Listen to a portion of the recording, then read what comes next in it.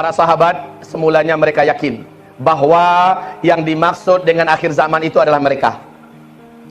Kenapa? Karena Rasul bersabda sallallahu alaihi wasallam, "Bu'itsu ana wa baina yaday sa'ah kahatain." Aku ini diutus, kiamat terjadi antara aku dengan kiamat hanya kayak gini waktunya, kata Rasulullah. Beliau pun mengancungkan jari tengah dengan jari telunjuknya ke langit dan kasih jarak sedikit.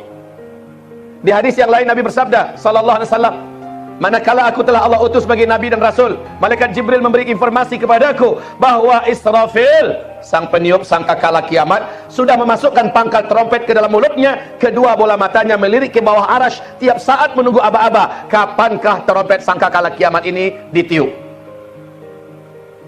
Ini menimbulkan keyakinan pada para sahabat, udah dekat banget ya. Kemudian Rasulullah juga bersabda, "Hai bangsa Arab, dengar baik-baik. Allah diberitahukan kepada saya dan telah dilihatkan dalam mimpi saya, dinding pembatas antara kalian dengan Ya'juj dan Ma'juj sudah jebol dan berlubang sebesar ini," kata Rasulullah. "Wailul lil Arab, wailul lil Arab." Berita-berita Nabi ini memantapkan keyakinan sahabat tanpa ragu bahwa yang dimaksud dengan akhir zaman oleh Rasulullah adalah mereka. Ibarat Allah. Selanjutnya, membuktikan kebenaran janji Rasulullah SAW tersebut, akhirnya para sahabat kan dapat informasi dari Rasul. La taqumus sa'ah, tidak akan terjadi kiamat sampai terlebih dahulu 10 tanda besarnya muncul. Tanda besar kiamat itu harazatun manzumatun fi silk, seperti butir-butir marjan sebanyak 10 butir. Yang satu butir marjan itu ada lubang di bawahnya tembus sampai ke atas. Setiap lubang itu bisa dimasukkan tali. Maka butiran satu dengan butiran kedua, ketiga dan seterusnya terhubung di tengah-tengahnya tali, mirip dengan tasbih. Bagian bawahnya dikasih simpul. Ayyuqta'u silk. Ketika simpul butir-butir marjan tersebut digunting, diputus, apa yang terjadi? Meluncurlah butiran yang pertama, betul? Bagaimana dengan butiran kedua? Menyusul pakai jarak waktu lama atau langsung? Langsung. Yang ketiga menyusul lagi lebih cepat. Pap pap pap pap pap pap pap pap pap. 10 tanda besar kiamat ini, kalau yang satunya sudah terjadi, yang kedua menyusul, jarak waktunya sangat dekat. Yang ketiga, keempat, kelima, dan kalian hanya diizinkan Allah menyaksikan sampai tanda besar kiamat yang ketujuh. Tanda besar kiamat yang pertama, dukhan. Bumi gelap gulita. Selama 40 hari 40 malam orang tidak bisa melihat matahari. Ada apa? Debu yang teramat sangat tebal bersatu dengan asap yang juga sangat tebal dan panas. Selama 40 hari bumi ini gelap gulita. Setelah itu, paling lama 3 tahun kemudian, terjadilah tanda besar kiamat yang kedua. Dajjal, fitnah terbesar di alam semesta pun muncul. Lepas dan bebas dengan izin Allah Subhanahu wa ta'ala. Dajjal mengelilingi seluruh dunia.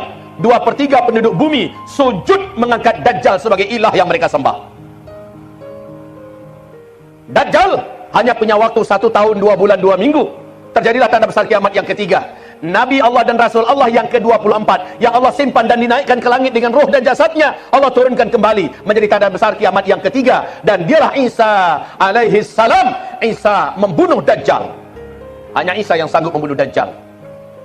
Kemudian beberapa bulan kemudian menyusullah tanda besar kiamat yang keempat, yaitu hadirnya atau lepasnya bendungan raksasa sebagai penjara abadi yang dibuat oleh Zulkarnain untuk Ya'juj dan Ma'juj. Ini runtuh. Kemudian Allah berfirman di dalam Al-Quran surah Al-Kahfi, bagaimana Ya'juj dan Ma'juj dengan segera membungkus bumi. Kerjanya cuma membunuh dan membantai. Habis. Allah yang habiskan Ya'juj dan Ma'juj. Masuklah dunia ini kepada masa-masa aman. Sejak itu dunia langsung dipimpin oleh khilafah Islamiyah, dan yang menjadi pemimpin sang khalifah ketika itu adalah Imam Al-Mahdi. Di situ terjadi 3 tanda besar kiamat lagi. Matahari terbit dari sebelah barat. Kemudian yang keenam, binatang raksasa dapat berbicara dengan umat manusia dengan bahasa apapun. Binatang ini sangat ramah, keluar dan muncul dari perut bumi, menemui seluruh manusia dengan waktu yang sangat dekat dan cepat. Allah sebutkan binatang ini dalam surat An-Naml ayat 82. Ini bukan mitos, tapi Al-Quran. Allah yang menceritakan tanda besar kiamat yang keenam adalah dabbatul ardi, keluar dari dalam perut bumi. Barulah yang ketujuh, Yang ketujuh adalah angin lembut bertiup dari negeri timur, kata Rasulullah. Saat itu posisi Nabi di Madinah. Di hadis yang lain Nabi mengatakan dari Yaman. Maka timur bagi Madinah, Yaman bagi Madinah adalah timur. Dari Yaman akan berhembus angin yang lembut. Angin ini sejuk, berbau wangi kasturi. Dengan cepat angin ini membungkus bumi. Tidak ada satupun orang yang ada iman di muka bumi, melainkan angin tersebut akan sampai kepadanya.